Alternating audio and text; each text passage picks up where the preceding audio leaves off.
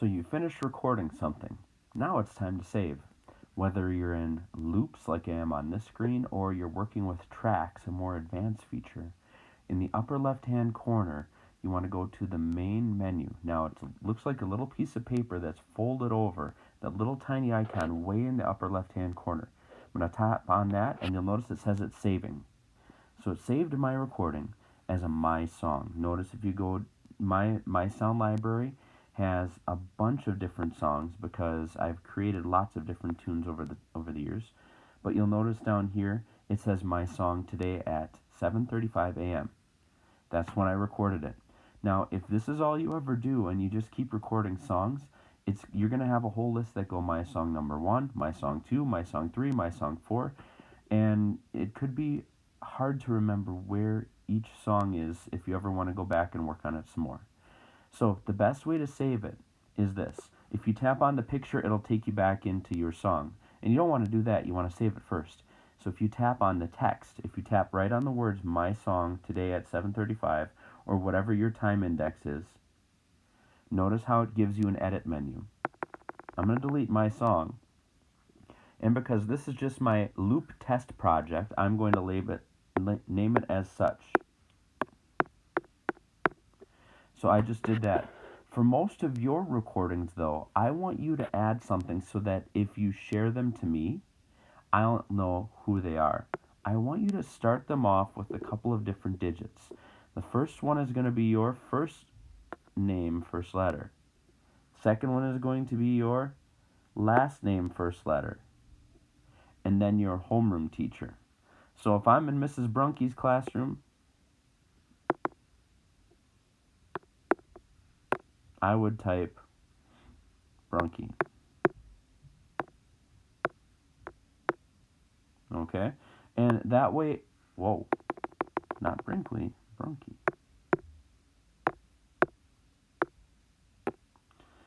If I was in Mrs. Lindbergh's, I type Lindbergh there. If I was in Mr. Skinkis's or Mr. Radis's class or any of those other classes, I would just put that name in there as well so that when you're sharing it with me later on, I'll know whose it is.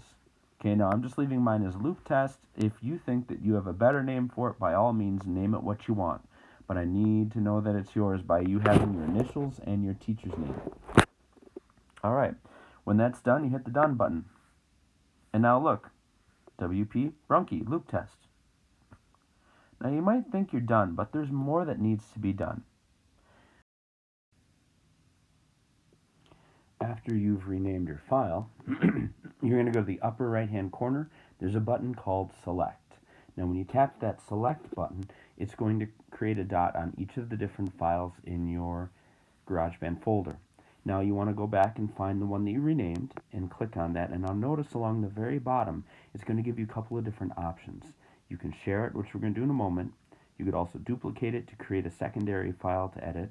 You can move it, you could delete it, or you could copy it, which is underneath the More tab. What I want to do is I want to share this. So let's go and hit that share button on the very lower center area there. Now it gives you three options. You can share it as a song. That means it'll convert it to a file that iTunes or QuickTime or any other of your audio reading format apps can read. You could turn it into a ringtone that you can then use on this device, or maybe share it to a phone or something and use as your ringtone sound. Or you can share it and save it as a project. Now, if you do it as a project, it will only open on another device that has the most updated version of GarageBand. But then they'll also be able to edit it and change it. So if you want to share it from this device to another device, that's great. If you try and share this to a MacBook, you won't be able to share it back because a MacBook has a slightly different version of GarageBand, or a different, an older version of GarageBand, say on an older iPhone. If you use them, that's great, but you might not be able to get it back to this device. So what I recommend is when you are all done, you share it by doing the song selection. I'm going to do that right now by tapping song. Now this just talks about the different quality by which you can share it. What I want you to do, you can just ignore that, leave it on high quality so you get the best sound. You're going to hit share in the upper right hand button of this window. It's going to give you some options.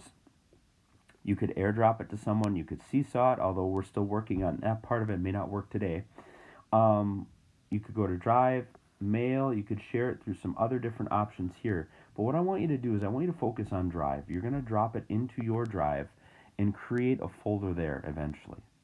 Now, the exporting of the song could take some time, or it could go very fast.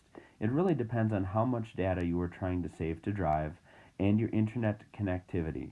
If you're having problems with internet, this may not be a great solution, and you may just have to save it on your device, in which case you can tell me. It's going to connect with the account. I'm going to put it in my account. You'll obviously put it in your school account. And then you're going to go to the upper right-hand corner and hit Upload. And as you can see, mine uploaded into Drive. Now you may think it's done, but all you pretty much did was take the song and dump it into your Drive. So what I'm going to do is I'm going to close out of this. I'm going to hit Done first, and then I'm going to close out of Garageband altogether. It's saved. We'll be able to find it. Now I'm going to go to my Drive app. So I'm going to find Google Drive. I'm going to tap on it, and I'm going to search for the document that I just created. Oh, but you forgot the name? Remember, if you saved it the right way, it should start with your first letter of your name, first letter of your last name, and then whatever your homeroom teacher's name is. See, look, it appeared right at the top. Now, I want to put this in a place where I will always be able to find it. So I'm going to hit the three dots over here, and we're going to hit Move on the thing that popped up on the file. Now, it is going to be in my Drive, so I'm going to tap My Drive for the destination.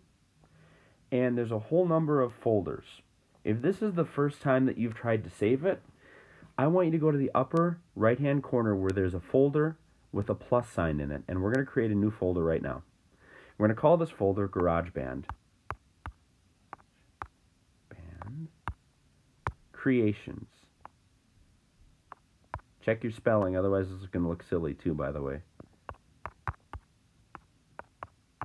There. Garageband's Creations. And as we continue through this unit, you'll be able to save and find all your files here, in which case you can then share them with me. Create. Now, it's saying no files are in this folder. Well, that's because we haven't moved it yet. It's still waiting on that. We're going to go to the bottom right-hand corner where it says Move Here. In the future, when you pick a file and you're going to drop it into there, you won't have to create that file anymore. You'll just go in and you'll hit Move. And when you do that, you can go to My Drive and you can look for Garageband Creations, just like I'm scrolling right now. And it should give you that option right there. See, look, it's at the top of my screen right now, Garageband Creations.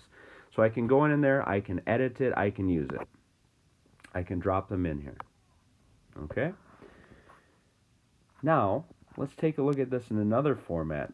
Say you're in your Drive. You're going to Garageband Creations. And I accidentally created 3 of them. I'm going to get rid of them eventually. But I'm going to find the one that I have that has my file. Here it is. I don't want you to do this today with this specific loop test, but later on you might have to come back to this video to remember how to share it with me. If I tell you on a specific lesson I want you to share it to me, then you're going to come back into the Garageband Creations from Drive.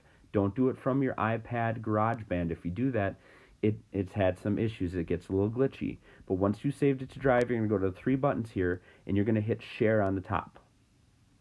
And when you share, you're going to search for me. My email is WRPierre.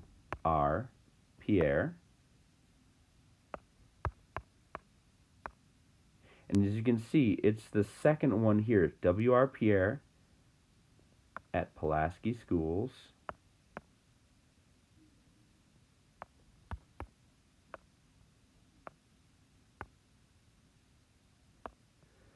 .org. So then you would tap my email here, and then you would share it with me.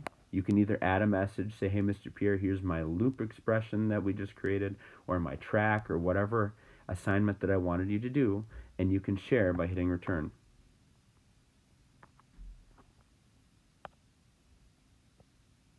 And by doing that, And by hitting that little button, you just emailed this to me, and I'm going to be able to listen to it and hear your great creation. Have fun.